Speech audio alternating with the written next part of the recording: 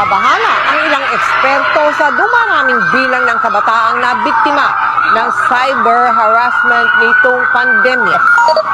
Ayon sa PNP Anti-Cybercrime Group, halos 300 sari-saring cybercrime complaints ang kanilang natatanggap kada linggo.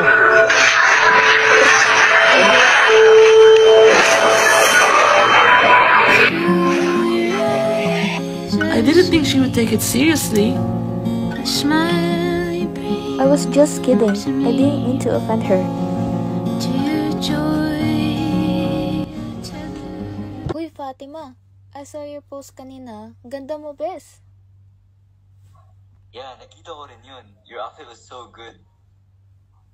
Words are blades and bombs, able to cut the soul or mend the heart. They echo long after voices fade, shaping the way we see ourselves. One word can spark a war, and another can save a life. Be, may sasabihin ako. Oh, ano yun? Kasi diba nung isang araw na-mention ko yung post mo sa OC, tas diba kino-compliment pa kita, diba? Tapos nakisabay si Theo, diba? Oo, bakit? Ano meron? Nakita ko kasi notes niya. Nakalimutan niya ata na notes kami sa dump niya. Ito, be, oh. Wait. Ito. Sabi niya, question mark. Bro, naiinis ako kay F, the fuck. Di ba yung F ikaw? Ah, ganun ba? Sige, may gagawin pa ako.